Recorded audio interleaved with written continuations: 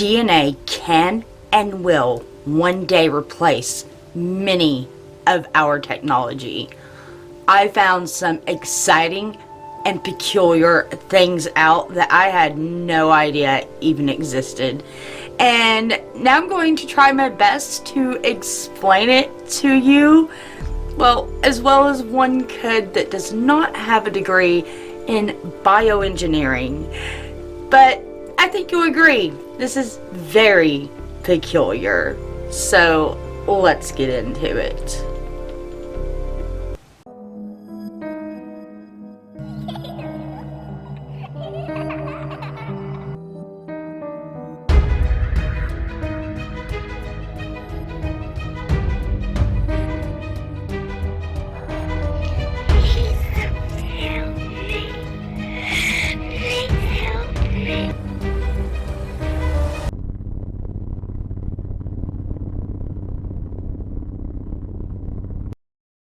Have you ever heard of DNA computing? Well, it's a very real thing, and a branch of computing using DNA, biochemistry, and molecular biology hardware, instead of the traditional silicone hardware that we see in regular normal technology.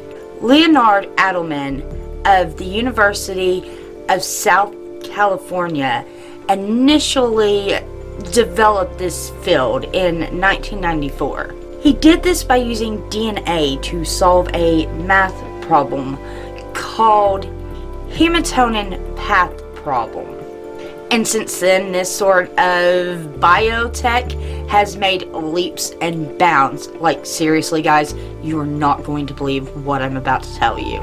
Now, in April of 2004, it was revealed to a journal that an institute in Israel had constructed a computer made completely of DNA that could theoretically sense cancerous activities in cells, and then once those cells were detected, inject the cure or medication into those cells.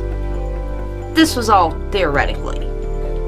But then in 2002, researchers from Israel unveiled a programmable molecular computing machine composed of enzymes and DNA particles instead of the normal silicone microchips.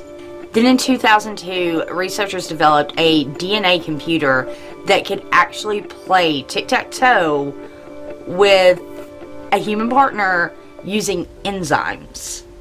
Kevin Cherry and Lulu Kwon developed a DNA-based neural network that could actually recognize 100-bit handwriting digits. In 2013, researchers built a transcriptor, which is a biological transistor. Yeah. Oh no. It gets so much better. Stick with me. Okay, you guys ready for this? Alright. In January of 2013, I'm not even kidding, researchers were able to store a JPEG photograph along with a set of Shakespeare sonnets and an audio file of Martin Luther King's I Have a Dream speech on a DNA digital storage. Yeah. Like storing it on DNA. Can you freaking believe that? Oh no, it gets better. In 2016, researchers were able to take a GIF of a galloping horse. It was a clip from the very first moving picture ever invented at the end of the 1800s, right? And they used something called CRISPR gene editing system to place this on the DNA of living bacteria. Yeah. Oh wait, there's more. Wait till you see this. Okay. I have a clip right here. On one side, you'll see the original picture where it says, original. And then on the other side, you see the GIF once it had been retrieved off of the DNA through DNA sequencing. So they were actually able to put it on there and then actually retrieve it. Yeah. And this is so wild, it kind of, I don't know, it kind of reminds me of when I was a kid and computers were so new and everybody was like, oh, you can do this, you can do that. It's so amazing. And I'm wondering like 20, 30, 40 years if, people are going to look back at a video like this and be like, yeah. Because it's just so normal to put this stuff on bacteria and DNA. Anyways, I'm getting off on a tangent. Finding this about the GIF is actually what made me do a deep dive into all of this. So I really couldn't wait to show you that one. But there's one more. Ever since 2009, IBM and Caltech have actually been working on like DNA microchips.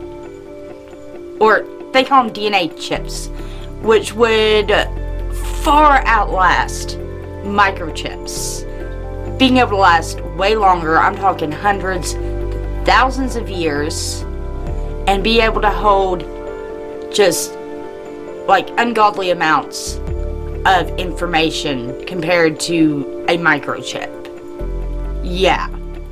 Now, all this tech still needs like a lot of work, but I think just reading you through a few of the things that they have developed since 1994, you would agree that they have made leaps and bounds in this biotech during its short lifespan. I myself find this to be amazing, interesting, and peculiar. I even read somewhere that they are theorizing that perhaps they can make transportation, like transporting through DNA, possible one day. And to me, that just, when I read it, it just kind of makes a lot more sense, because now, like, the sci-fi way of looking into doing something like that is traveling through, like, time and space. But when you look at something like, Star Trek or something like that, it looks like, they just kind of, their molecules break down. And if that were ever possible, I could kind of see it. Your molecules and your DNA just kind of flowing down through DNA, through the world, onto the other side.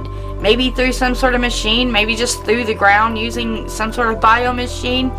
Who knows? I mean, there are DNA and molecules and atoms all around us. It kind of just makes more sense that perhaps that could be used to transport over moving through time and space, if you get what I'm saying.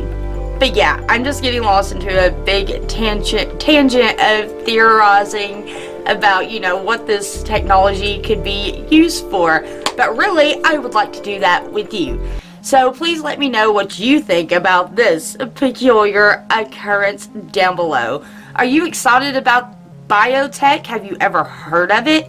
What do you think it could do? Do you think transporting could be possible? Let me know down below. And while you're down there, don't forget to like this video, share it out to all your peculiar friends. And if you're new here, hit that subscribe button. And don't forget to hit that bell so you'll always know when I upload. At least if you put it on all notifications, you will. And until next time, keep your eyes peeled for all things peculiar. Do do do do do do do do do do do do do do do do do do. Yeah, that was such a cool one. Oh.